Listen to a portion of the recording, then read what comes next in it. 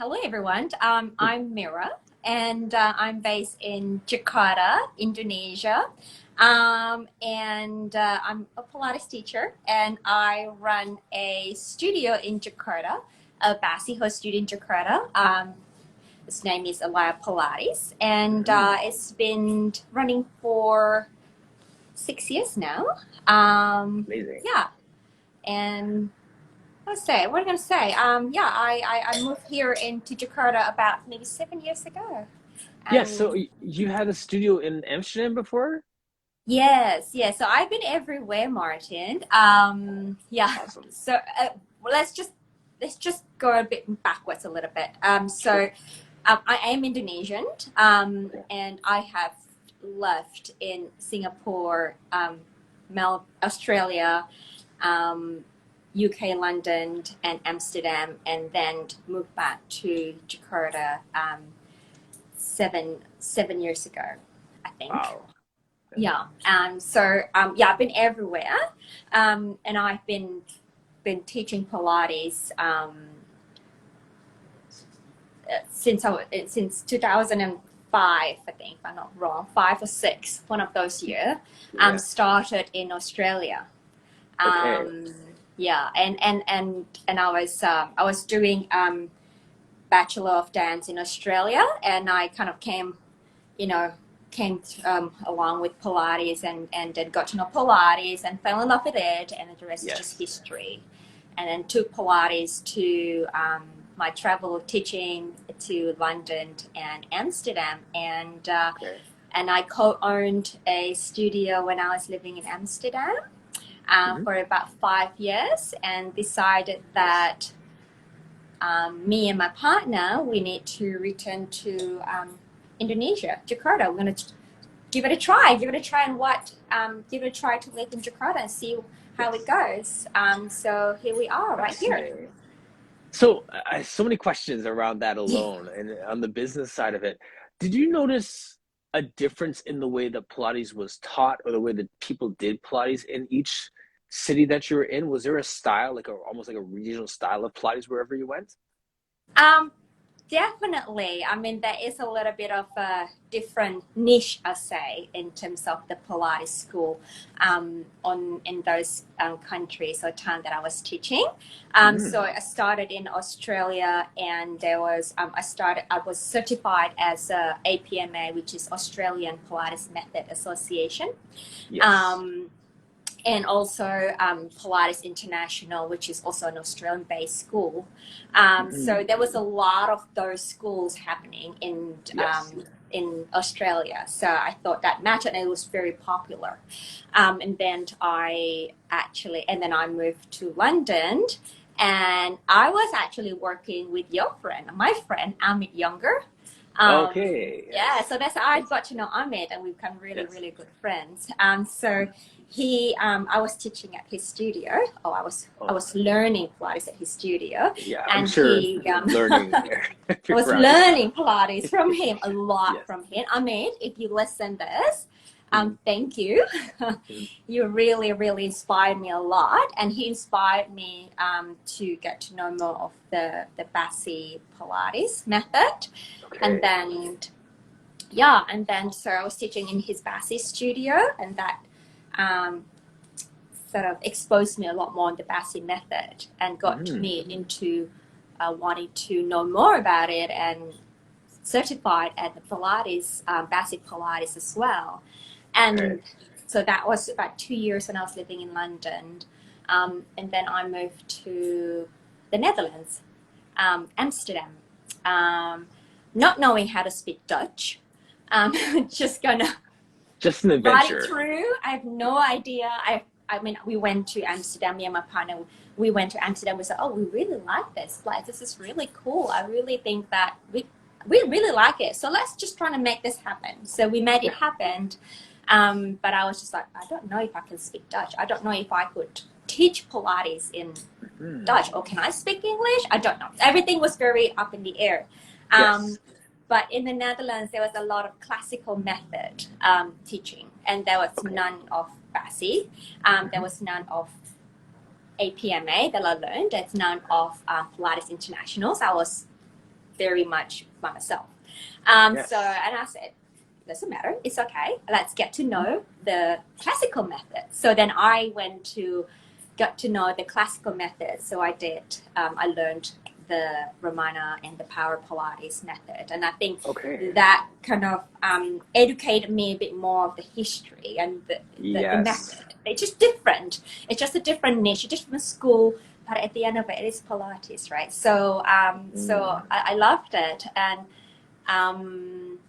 yeah, somehow Love I that. got to jump into the opportunity of co-owning a studio. That was a bit of a that was a bit of Yeah. experience. And very adventurous. So I did that. Not knowing much of the country, not knowing much of a lot of things, but I just felt the instinct was strong. The instinct was Yes. strong to kind of tell me that give it a try, you know? Well, that's just it Give it too, a Mira. try. Like, for those who are watching, can you just like talk about the thought process of going from being a teacher to being a business owner? Because those, like, it's a chasm, right? Like, it's not just Yeah. like so was that what was the decision making process like, first of all? And the second part to that would be like, what was your biggest wake up call when you were suddenly a co-owner and you're like, whoa, I can't do this anymore, or I'm doing way too much of this sort of thing? So your decision making process and getting there. The decision making process. Yeah. That's an interesting question. Me and husband always have this um, argument, I would say, or discussion thing that I'm more like a risk taker. I'm like, I follow a lot of my instinct without having much of a background thinking. And if I feel like I can do it, I just jump Then into you it just without jump. having to calculate into it. Whereas my husband's more like, oh no, you should think about more to calculate the risk. You should kind of think about the underlying reasoning why you should do that. I'm more kind of like the artist out of me. Why not? Just go. That's the water. That's the river. That's an ocean. I can swim. Just go for it. And I just want to land somewhere down the other side. To be honest, that was that That was the for my process. first business. I don't know Okay. whether that is a very amateur um, decision making. It probably Yeah. is. Don't follow me, by the way. I But know I'm just saying that this is just storytelling. This is not like yeah, this is just professional from my advice. experience, right? I think Yes, you need a yes, lot more research behind it. yes, But it's, you know what? Everything that you do in your life is a lesson for yourself. So that was yes, an experience, an adventure for me, and I take in whatever I could do. That yes, I learned from it, and then I take out whatever I thought it was not good experience. yes, Everything is a learning curve, but coming from a teacher to a business owner, definitely there's a lot of like different responsibilities there. When you're a teacher, you come in, you have this, you look fresh, you look like, yeah, I'm ready to come to work, and okay, I've got 5 clients. All right, I'm coming in and teach my clients, and then and boom, out. I'm out. Get out. Yes, And then when you come to business owner, yes, you look fresh, maybe a little bit sleepless. yes, And then you're like, yeah, I'm coming in for my 5 clients. And then you're like, oh no, I've got to do this paperwork. I've got to clean up the studio. I've got to do this groceries. I've got to do this follow-up call. And I've got to do all this stuff behind the scene. So it's not looking as glamorous as you think it is. right. But yeah, I think that was more like the reality shock to me at that time. Um, Yes. I was young and I had the energy and I had the um, adventurous side of me, and I just gave it a go. And I never look back and say, why did I do that? It's like I look back and say, I'm glad you did that. Yes. And I learned X, Y, and Z that For brought you sure. to, and so now that brings you to Jakarta. So then what pivots did you make when you started this business? Like, you're like, because I know that every time I've started a new business or gone to a new setting, it's like, okay, that worked really well. I'm never doing that again. Like, were there any kind of things that you took with you into this one that you, it's Um, just, or do you just jump again? no, this time I'm going to say, that I prefer to go solo rather than partnership.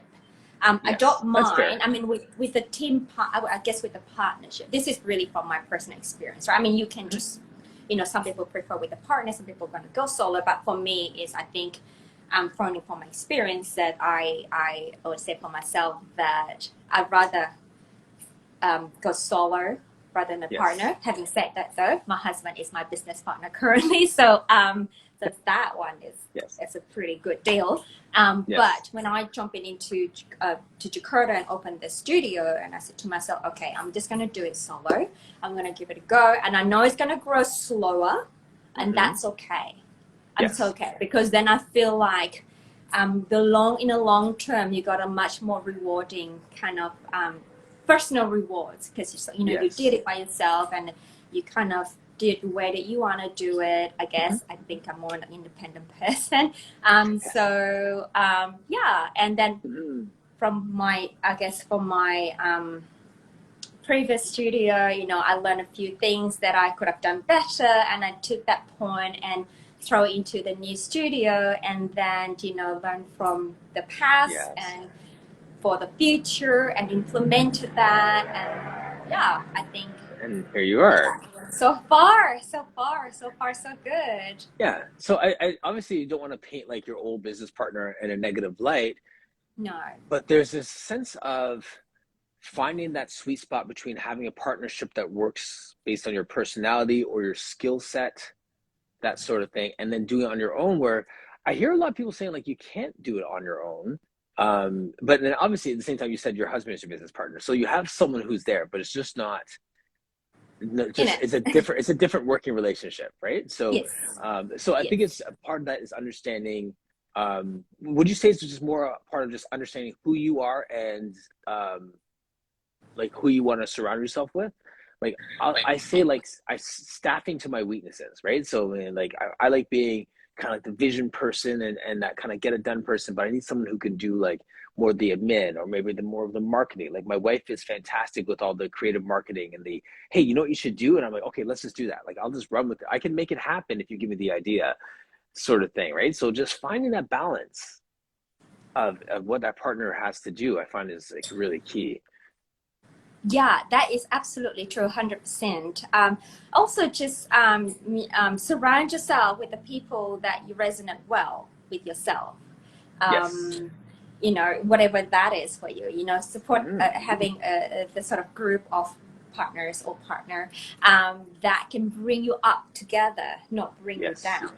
And you need to be Yes. able to see eye to eye and see the same kind of goal and where you want to be. I mean, if you want to be Mm, at a peak A, then you're going to see how you're going to go to peak A. But I mean, you're going to have the same kind of energy. For example, if you go, if you feel like, yeah, I want to go to A, but then you kind of want to go to B, and then you kind of have this imbalance goal, yes. and that is going to be a problem. And it needs to be, I guess, everyone has the same energy and the same Mm, what do you call that? Perspective of the future, yes. and probably a different department would be awesome as well. So with my business at the moment, my husband does all the behind curtain, behind the wall business, kind of like the digital work and the sort Yes. of the paperwork, the marketing, whereas I go more onto the flow work, Hmm. teaching, training the teachers, making sure the front house working. So I'm more kind of like the Yes. show girl, whereas he's Yes. more kind of like the curtain call guy. Nice. Good Yeah, so analogy. Yes. it's kind of we kind of make a good teamwork there. Absolutely. And now the other Yeah. part to this too is people. Some people prefer to have like a consulting type business, and other people prefer to have like a bricks and mortar. And you have both, right? Like you have your on demand, your YouTube, all that stuff, and then you also have the bricks and mortar. Yeah, I must be Why? crazy. Right? I think I'm Exactly. just crazy. I mean, just like yeah, that's I, like that sounds like I, work. so, let me tell you a little bit story why all of that happened. Hmm. Um, so we started having with the brick and mortar offline studio, like a physical studio that offer classes, right? Yes. And then pandemic hit. This COVID thing happened, and as we all know, it happened 2 years ago, and most of the countries were in lockdown, and we were greatly affected too. One week we were flourishing, we were busy, and then the second week we were closed, like absolutely closed. And I mean, I guess like everyone in the world, we don't know what's going to happen. And we were panicking. Everything's very uncertain.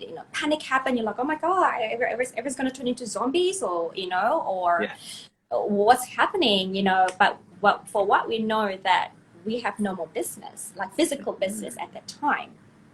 And we needed to think more on the long term to see, for me, it's like every challenges, there is opportunity arises. So I try to think more on the positive side rather than the negative side, thinking of, oh no more financial support, oh no more of this. But then I try to sort of digest and think more, okay, I have this abundance of time that I never had before, because I was running around, running a business, being a mother, trying to survive, and then all of a sudden, time appear in front of you.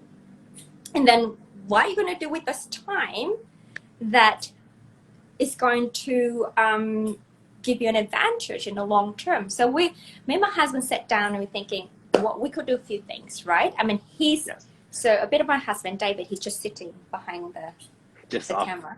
Off stage, right? Off there. It's just there behind you. He's behind you, behind the curtain. Okay. Yes.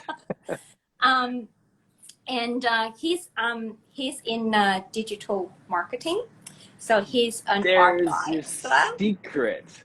There you go. Okay, so just a quick sidebar for those who are watching. First of all, thanks for joining us early, because we did a 9 o'clock instead of 10 o'clock, and people wonder why we're having this conversation now and not in 45 minutes. So Mira and Mira's in Indonesia. I'm in Toronto, so we had to find a neutral time. So this is why we're doing this now. Your digital stuff is brilliant. Like your videos are great. Your graphics are awesome. And it's always cool to see when people have someone in their pockets that can help them with that. Right? Like my wife is awesome with that. I know Leslie Logan, like Brad, is a great business mind. Like some of these people that we see in our world, they have some great people just in their corner that are helping them. So that answers a couple of questions about how like all of your graphics, everything is so vivid and live and crisp, right? So good for you, David, off camera, stage. Yeah, so I like to take credit of that, but I can't. No. It's all credit to my husband. I'm very lucky. So yeah, he actually was the one who initiated the whole movement. Nice. I mean, I'm a dancer and I love stage. I do not like camera. Give me a stage, give me shoes, give me a leotard or none, whatever, I move, right? Yes. I speak through movement. But give me a camera and everyone behind the camera, I freeze. So I do not like cameras. So he initiated the whole movement of, why don't we explore and this abundance time, and create product for the future, like what, and also we felt like we wanted to give back to the society, give back to the society the world of Pilates. Because what I'm saying that is because being in Jakarta, being in Indonesia, Pilates is still fairly new here, and a lot of people thought Pilates is yoga. I mean, there's like 1,000 times that people ask me, is Pilates yoga? And when yoga? I'm tired, I'll say, yes, it's Pilates is yoga, but it's a little different. When I'm tired. That's all I get. When I have a long day, yes, it's the same, but it's just a little bit different. But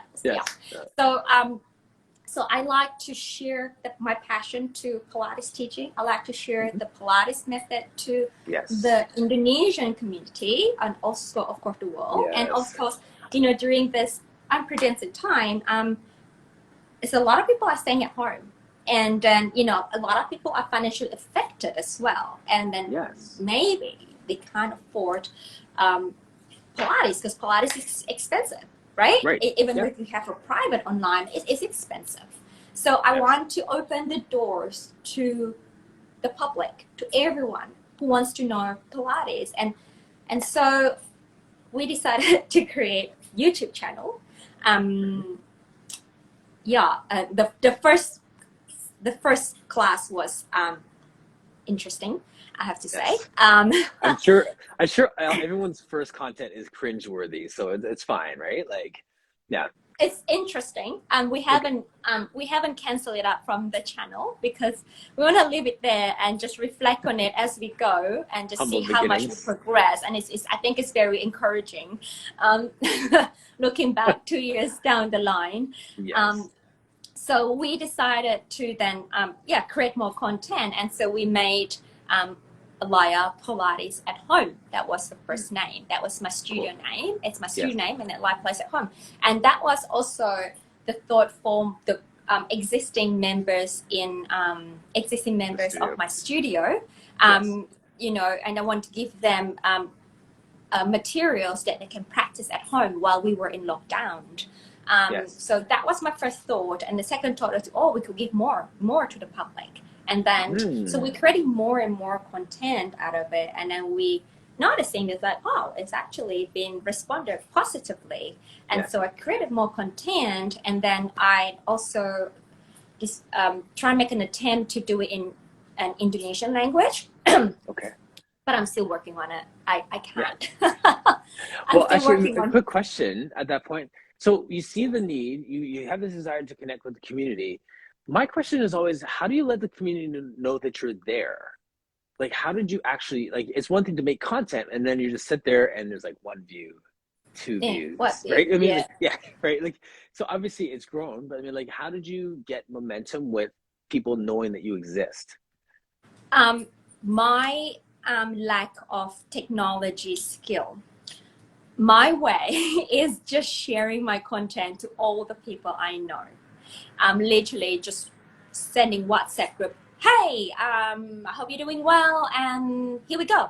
I've done this, and I've started a channel. I hope you like it, and getting the movement within my family, my extended family, my extended friends, my studio clients, and then they share it to the rest of the friends, and that's just from my lack of technology skill. However, my very smart husband has a different skill. So he has done his research and stuff, and he done his SEO, search engine optimizing. Does he want to just join us? Does he want to just jump on and explain that a little bit of that? Do you want to jump and explain, David? I think he wants to. It's a pretty. I know it's a heavy. It's something that I cannot answer because I don't have the capacity in my head to answer that. But I know he's there going la la la la la.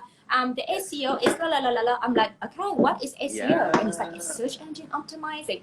So absolutely. So he does all of that. I know it's a really, and for people watching, sorry for boring you on the tech side, but like I find sometimes it's really helpful. Hi, how's it going, man? Hi. Martin, nice to meet you. Nice to meet you. So for us, I mean, we had a few natural connections. So obviously we traveled around the world together, and Mira has old clients around the world. So reaching out to them. So we already had a few branches into places like Japan and Netherlands and England and Australia. So that kind of got us kick-started.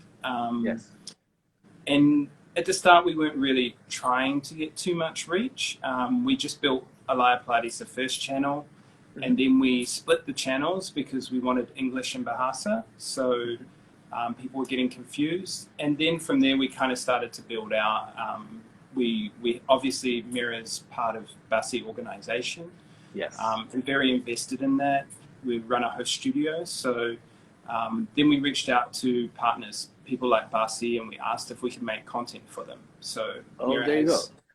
So you asked them to make content instead of waiting for them to. We offer. we Yes. offer to. I reach out. Perfect. I reach out to Royale and Smart. Yes. just you got nothing to lose, right? So, I mean, we just Right. share. I just shared There you exactly go. what I was doing. I think if you're doing something, you got to make yourself visible. If you hide behind the curtain, nobody's Yes. gonna know you. But if you know you got a good Right. product, if you know you got a good skill, I think you just gotta take your confidence a little higher and then just see whatever people Yes. respond. And if you do got a decline, a negative response, you're like, that's okay. Someone else will like it. That's fine. Yeah. You know. And Yes. this is the jump before you look. That's You me. know. And so one night we were drinking whiskey and on lockdown, and she was like, "I'm going to jump before I look." So she sent an email to Royale, and Yes. the rest is history. So it's always a combination of building an audience, doing the tech stuff, and then doing the people stuff behind the scenes. So we had people connections that we worked, we had tech connections that we worked, and with digital stuff, you need a lot of time to let it grow. Yes. You do all the work up front. Sorry. And then Yeah. Go ahead. It's kind of like farming. You plant the seeds, you water them. Yes, There's a lot of that's love exactly that happens before you get on podcasts and people invite you on podcasts. So it just, there's 2 years in the making. So you see the last 30 days, but Mira's been working hard for 2 years During the lockdown. to grow it. That's the saying is it takes 10 years to be an overnight success, right? So Yes. Yeah. that's exactly it. Like I love that jump before you look. Like that whole sense that being a true entrepreneur is like jumping out of the plane and building your parachute on the way down. Hopefully you don't crash. Right, exactly. Well, that's I think the secret to that is knowing where you're going to fall. We're lucky enough to have traveled the world and taken lots of risks together. She paints me as conservative, but just more conservative than her. And one thing that we've always thought about is when we take risks is what's the worst thing that's going to happen? Like, if we open the studio, what if we got invested? Like, how much are we going to lose? When we open a YouTube channel, how can we do it the cheapest way possible? How can we minimize our losses? So, at the moment, we did a shoot today. We're still shooting on our iPhones, So we haven't spent money on cameras. We haven't over-invested in things that we don't need. We just keep things very basic and deliver the value. That's helpful. Give me a thumbs up in the chat if you find that helpful. Like, I think that we get into, like Mira, you were saying earlier, we get into this really romantic notion of Pilates and starting a business and starting an online on-demand stuff. But like that's the real talk of it. Like, who do we know? Let's ask for help. Your non-technical side, you're saying like, I'm going to send a link, a WhatsApp link to my buddies and tell them that I just made this video. Can you please like it and share it with somebody? Like that's real marketing, right? Like that's just working your network. Yeah. Like, you know what I mean? They not just like shotgun blast everyone out there. It's just like, hi friend, help me out here. Take a look, share it with somebody. That kind of conversation. Yeah, for sure. I mean, I think we started really small. We started in our really small community, and then that community become bigger and bigger and bigger and bigger to whatever extent it can stretch, you see. Yes. I just feel like if you have a good product and you know that you always strive to be better and better, and I think people can see that and people can appreciate that. And then if you know that there's not much of a positive response, then it's something, a reflection. You got to tell yourself, what's going on here? I mean, can I be better? Can I refine my skill, refine my craft, perhaps my presentation, perhaps something that is not working? And you need to have a chat with yourself.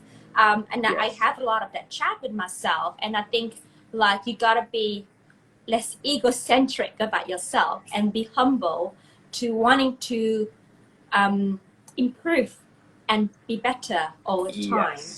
I think that is super important as well. Absolutely. So and people will appreciate you and people can see that you have progressed somewhere and evolved into something else, like a butterfly, Well, Mira, one of the things that you said in there too, sorry, Dave, get to your comment there too. Do you want to Oh, go ahead? yeah. Yes. Yeah, and I think just building on what she says, I mean, I think everyone in the world has something to offer, right? You've got your own little niche. Like, you don't need to be skinny, you don't need to be the best. You just need to be able to offer someone else value, right? Yes. Maybe you're only 2 steps ahead of half of your students, right? But it's 2 steps further than they are. So people get scared about starting because they're not advanced enough, they're not the best in the world. Yes. But you don't need 1 million followers. There's an article, I don't know whether you've read it, I can't remember what it's called, but it just talks about having 1,000 followers and how having 1,000 super followers is all you need to make an online community. Once you have them, it just snowballs from there, right? So, you know, we focused on the community that we had, which was very small. You know, our studio services 300 people or something like that, and then we just slowly built out. So it doesn't need to. You don't need to have 1 million subscribers and all that kind of stuff. It's just start small and. I was going to say, just be faithful where you are, right? Be diligent with what you have, right? Yeah, and there's a really awesome book. I don't know if you know it, by Martha Sinitar, and the title is "Do What You Love, the Money Will Follow." Yes. You know, you just gotta do what you're passionate about, and give your 1,000% to it. People will see it. People will appreciate it, and it stands out in your work. Yeah, just can you type that in the chat there, Mira? Just so people can find out the book. What was that? I have just to type in the It's my technology. What was that? One moment. Technology issue. Hang on. Yes. What? I can know. David's gonna do it, or he's gonna do it on We'll his phone. post it under Aalaya Pilates. We're also logged in through that. So sure. Yeah. All right. I'm gonna do technology stuff here. Sure. And while you're doing that, I'll just say too what you were saying a minute ago about if you know you have a good product. There's twice in this conversation you open with, if you know you have a good product, How many of us know that we have a good product? How many of us believe that we have a good product? You may have like faith in the Pilates system itself, but you have faith in your ability to deliver it and to connect with people and all those different things. Like, that's a piece sometimes that I think people get stuck at, is like they almost don't have that faith that they have a good product. I think it's always incremental. I'd like to hear Mira answer this as well, because she voiced the confidence twice. But at the start, we didn't know we had a good product, and everything was experimental. I've never done video work before. I never launched a YouTube channel before. I'd never done YouTube SEO.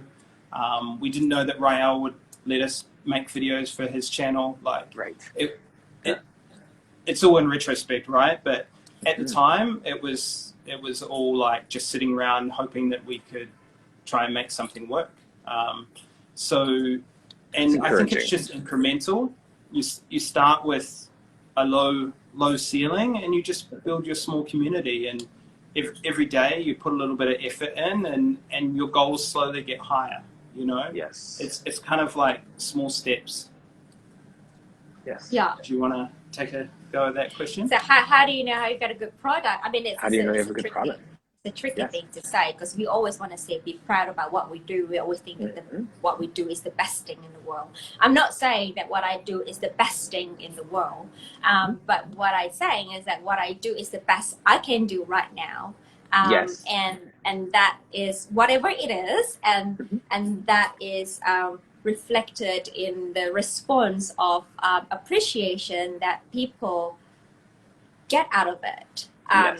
In my work. So my work it's in the YouTube channel. So we have the Aalaya channel, which is in Bahasa Indonesia, and then we have Flow with Mira, which is in English. And then, you know, I also do content work for Basi Pilates YouTube channel.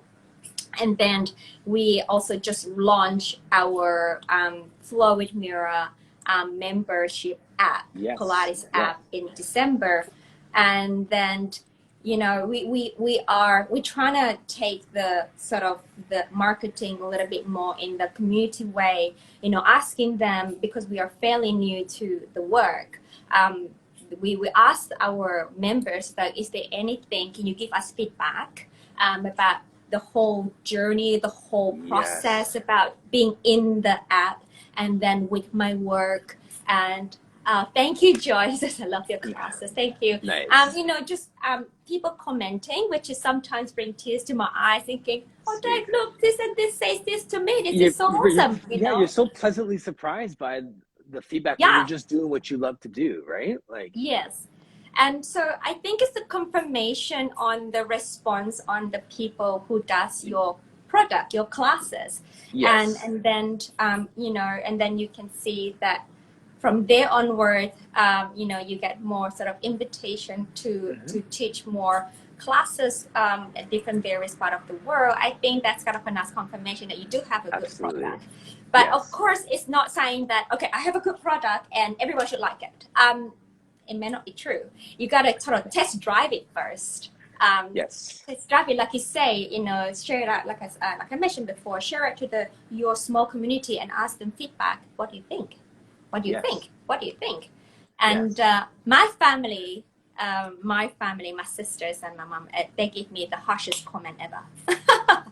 You should not be wearing that. Your hair is messy, or you know, like something, you know, and I'm like, okay, okay. And then, but I take that feedback and I take that into it's a positive helpful. point. You're like, oh, maybe perhaps I should be more presentable. For example, I know I should speak slower. I should speak faster. The energy is too low, or I have you too complicated because I couldn't follow your class because you're too technical. All of that, exactly. Simplifying. Too technical, but feel your hamstring connected to your sitting bone, your issue to body. You know, like you're too technical. I have no idea what you're talking about. So I just try to take all those pointers back into my work and take that not as a negative feedback, but as a positive feedback, and then recheck, and then redo, and then represent and repeat. And there's a funny moment with that too. I was talking to a client this morning, and we're talking about a common friend that we have who is in he's in a certain work. I don't want to say too much about him, but like he said, he's like, you know, this is the solution, this is the answer, this is the answer. And she was saying, you know, he thinks that that's the answer for everything. And my response is like, well, I think Pilates is the answer for everything. I think whatever we're in, if we're passionate about it, we believe that that can make a change, then we're going to say that about our thing. Like that is the thing that's going to help everybody. If you're right, and to your point, it might not be, but I start from a place of, let me explore this Pilates thing first, because I think that this might help you. Like I believe that I have a good product. So of course, that's going to be my answer for every problem that people have on this planet that has to do with their movements, right? So that's that confidence in your product.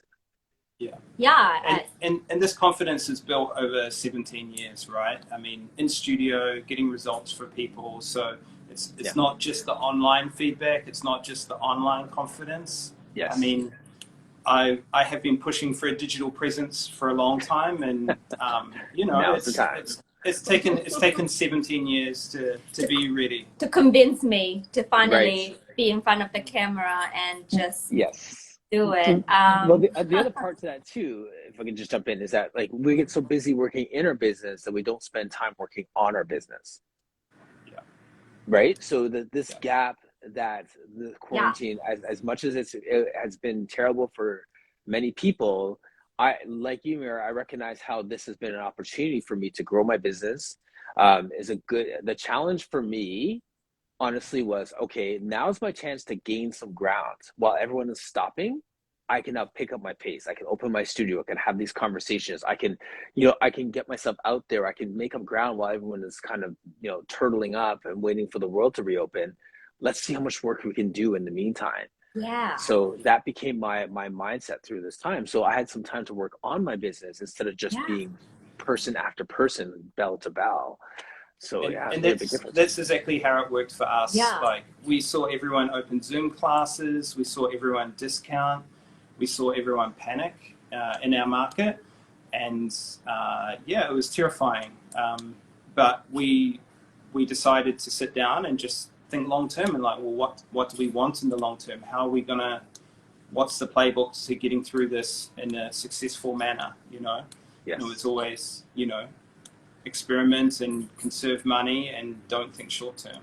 Yeah, but I think a lot of people were also thinking about this financial, like I just lost, a lot of people just lost the job as well, Yeah. you know. Yes, absolutely. And then having to divert themselves to a different modality to present classes and earn cash.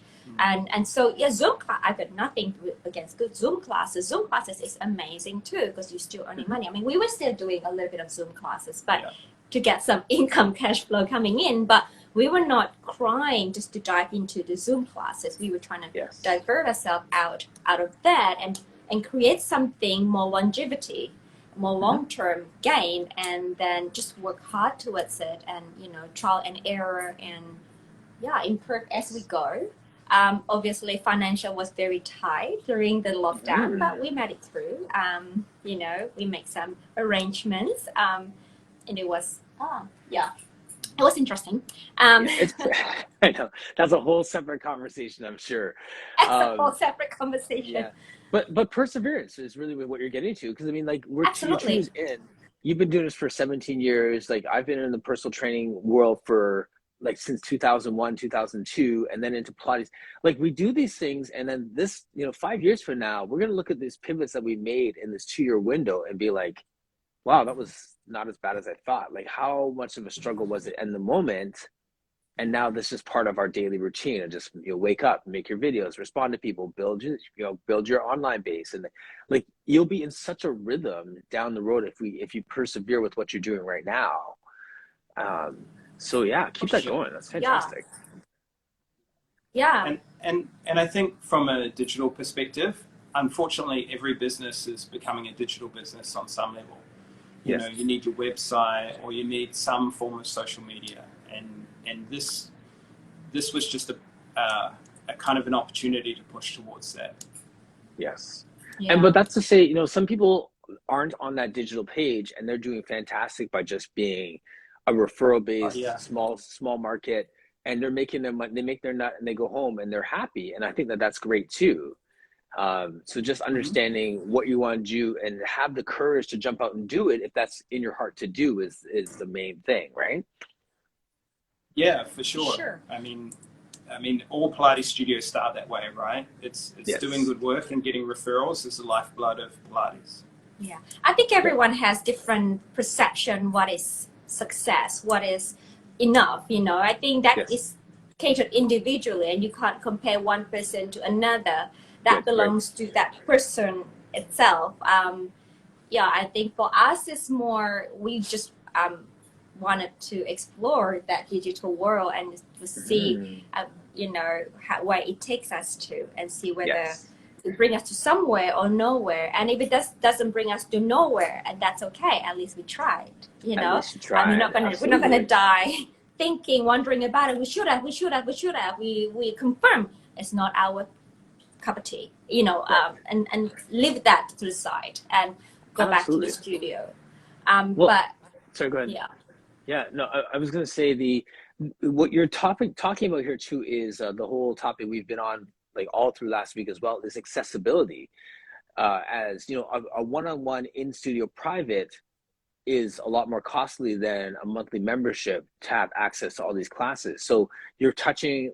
I love the way you talked about Indonesia first, and then the rest of the world. Like, how do we touch our immediate community, and how do we get Pilates into the hands of as many people as possible, and still make a living, right? So there's a sweet spot that you're finding that isn't for everyone, but you're doing it in a great way. So I feel like we're saying the same thing over and over again, but I think it's really needs to be heard for the people who are thinking maybe I should do this. I'm not sure, you know what I mean? Like, so that's great. And I think the point you bring up is very interesting. Pilates traditionally is a one-on-one kind of a experience, right? And the more you do a one-on-one, the more benefits you get out of it. We had a lot of conversations about, can we bring value through the digital method? Like, do we really want people training at home? Are we undercutting our market by giving resources away for free? And these are conversations we had many times trying to work out, are we doing the right thing? Because Pilates is generally one-on-one, and it's pretty hard to get cheap classes, and it's pretty hard to access good quality Pilates through the internet. So it was something we talked about, and it was kind of our goal, right? I mean, we wanted to make it accessible because there's a massive wage gap in Indonesia, and most people cannot access it, you know. So people who have physical disabilities or physical challenges, you know, they had zero access to Pilates. So it was something that we wanted to, you know, that we're very aware of, and we wanted to focus on the Indonesian side. There's no studios, and there's no awareness and no access. Right. So for the person that lives in like small town USA or myself in Canada, there's so many times that, you know, I looked at somewhere, I think like I couldn't open a studio in a town of 400 people, you know, that's way out of the city center. And then you hear, you know, conversations like this, and you're like, yes, you can. Like you can, wherever you are, you could probably open a Pilates studio somewhere on the planet and use this kind of model of referrals and results and feedback to grow it to where you need it to be. Yeah, I mean, we're lucky that we live in such a massive country. Like Indonesia is the 4th biggest population in the world, which is always a little bit unknown, and Jakarta is 32 million people. So there's definitely enough people here, but there's zero awareness. Like there might have been, when we moved here, there might have been 5 studios. How many studios do you think? I don't know. Yeah. Not many, a handful of studios. That's because you jumped before you did your research, Mira. You know me very well right now, Martin. Yes. You know me very well. So we definitely had the people, but no education or awareness on the benefits or even what it was, you know. Yes. Yeah, and it just really settles really nicely for us to know that we are able to give back to society as what we can do and how we can do through our skills. Yes, that's and so then, fulfilling. And yeah, it's definitely very fulfilling, and you know, it's very rewarding too to know that you know, people appreciate the work and gaining a positive impact out of the classes. So. And Mira, it's also something. A quick question. One of my questions I always love to ask my Pilates people who are coming to the space is, who is your ideal client? Like, who is your favorite person that you like to work with in like coming into your studio? Like that person that you would just train for free the rest of your life because they're so fun to work with. Someone who has no body awareness. Really? I love it. It's like a plasticine. You can mold it. I mean, you're not trying to unlearn. Like they're just a blank canvas. Yeah, it's just a blank canvas, you know. Someone who just like, I just want to learn Pilates. Someone who has almost non-body awareness, and, you know, that you can just mold into something that you want to be, you know. And I think to me, I like working with those people rather working with fit people. Interesting. Yeah. Yeah, I love it because then I can go through and build them internally, outwardly, you know, educating them and how to wriggle the toes, how to align your toes with your feet, how to align your feet with your knee and your hip and your pelvic floor, and this whole thing about the abdominal, and what is your spine, and where is your spine, and where are your shoulder blades. And to me, that is super, super rewarding. And to see the result from this person into something down the line, and that to me is the best client ever. Well, I think you need to think about that answer a little bit more for next time. Okay. That was like oozing with passion. Like that is it for you. I love that. Yeah, it's I just, you know, I work with so many clients over the years, and I've seen so many bodies, different cultures, different bodies, different professional, athlete, non-athlete, mothers, you know, young people, old people, and I mean, they're all fantastic people. But when I get these people who are just keen to be better, and they don't know where to start, to me it's like, wow, I love you. Yes. Come. Don't have to pay. Just come. Right. That is so And that's much why I I put it want up them there. to Because know. yes, totally. That's exactly why I ask it that way. Because when you think that person you do for you train for free, it's like it doesn't cost you anything energy wise because you're so into this person and they're giving you back so much energy because they're the sponge and they're discovering stuff about Yes. their own body and they're just like it makes sense and you see those light bulbs go off and they're gonna tell their Yeah. friends about it like that's Yeah. yeah That's the best marketing ever. best You marketing know, ever. best marketing Absolutely. ever. It's not the best marketing is your client's transformation, Yes. experience, journey, and then saying and sharing genuinely to their mates, their family, and then Yes. one person will say to 10 people would then say to 100 to, Yes.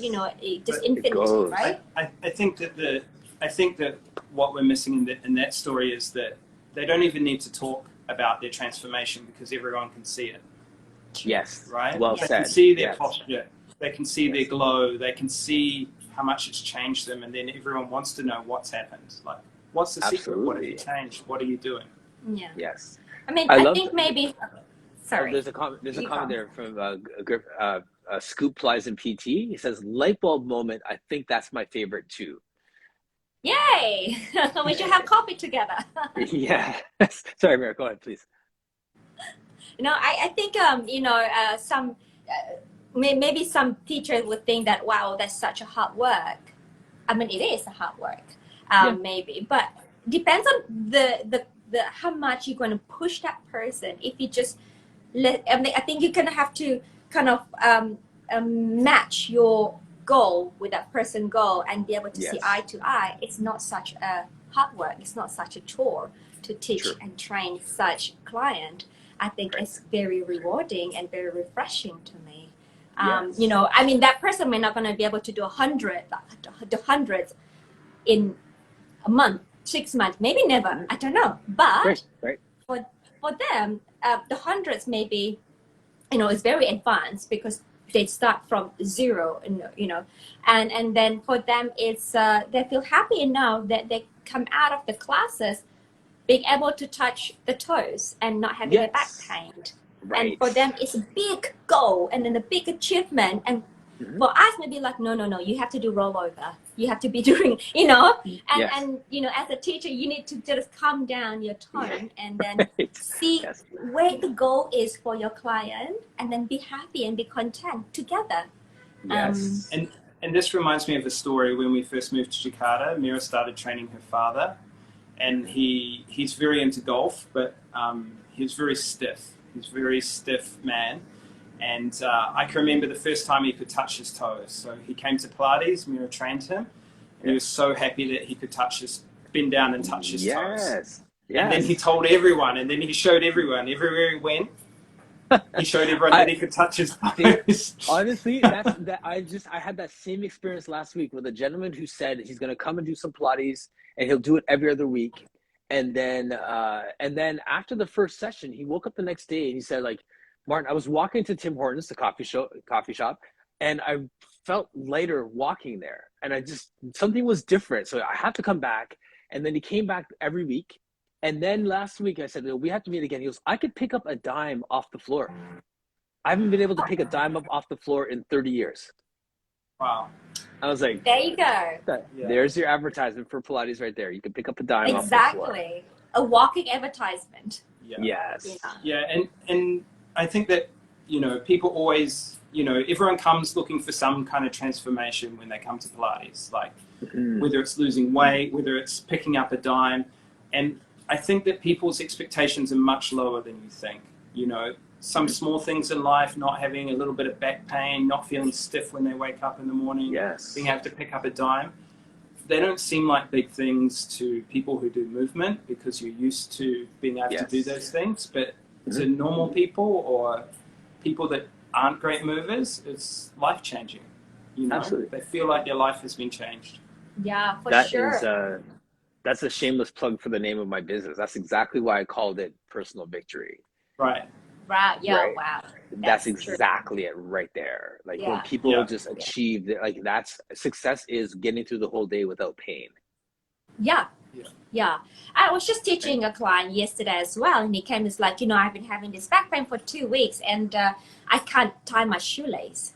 And then, for 2 weeks, I can't reach down and tie my shoes. And then I said, let's go, let's have a look at it, what's happening. And then we assessed, we did a class, and but he was just like bending down. And he's like, look, it's fine, I can do this. And I may not be doing the most extraordinary Pilates, and and sharing But all they my Pilates are. part out, and but I was just kind of really looking into what's happening with his body, why he cannot do that, and what it's got. And then with some Pilates, obviously, and that is suitable for his condition. And then at the end of it, he was so delighted. It's like, okay, I said, I can do it. It's like, oh, hang on, do not move too quickly. Yeah. You're so excited. Yes. So yeah, I think that is such a, to me, that is just the best thing ever. Why? And that's the reason why I love to be a teacher, but I'm a teacher, Love it. giving and making a transformation.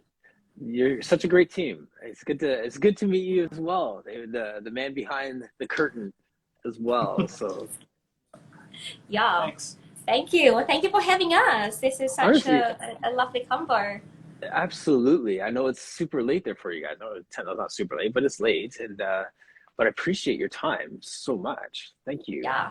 But thank you for having me. And maybe next time I'd like to get to know more about you, Martin. Yes, absolutely. We didn't really touch on you.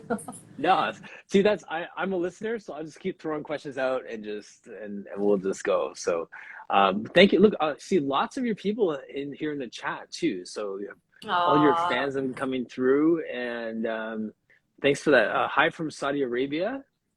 Awesome. Thank you, everyone. Thank you for tuning in to us. It's we do have a really supportive and really global community. I mean, every time that Mira and I look at it, we're shocked how spread the people are and how lovely they are. Like it's really, really awesome.